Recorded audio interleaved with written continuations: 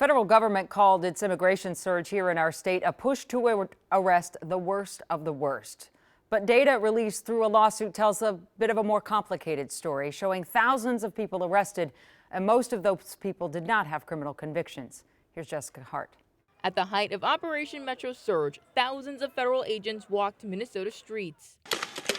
To understand why they were even here in the first place, you have to go back to December, when President Donald Trump said this about the Somali community in Minnesota. We're going to go the wrong way if we keep taking in garbage into our country. I don't want them in our country, I'll be honest with you. Deporting undocumented Somali immigrants was a major reason for the surge, but new data obtained by the Deportation Data Project out of the University of California shows less than 3% of people arrested during Operation Metro Surge were Somali. Council on American Islamic Relations Minnesota Executive Director Jelani Hussein wasn't surprised. This was what was expected. Majority of Somali Americans are U.S. citizens. Majority of Somali Americans have legal status here. Our news partner NPR found most of the people arrested were Latin American. Based on the country of origin, Ecuador had the highest number of immigration arrests at 1,026. Mexico was second with 885.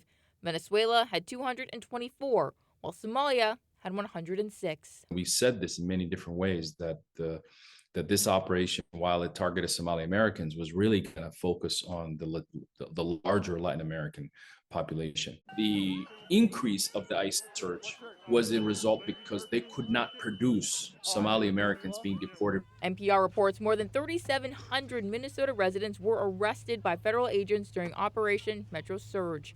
The federal administration says this operation was meant to get the worst of the worst off the streets.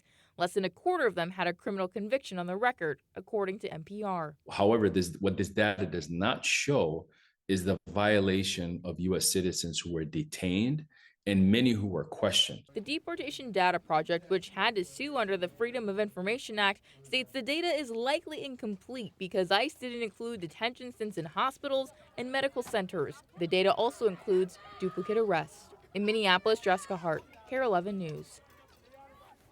A similar story has played out in the state of Maine. The immigration surge there was right after Minnesota, and as of tonight, only 11 people arrested during that surge had criminal history. I'll be right back.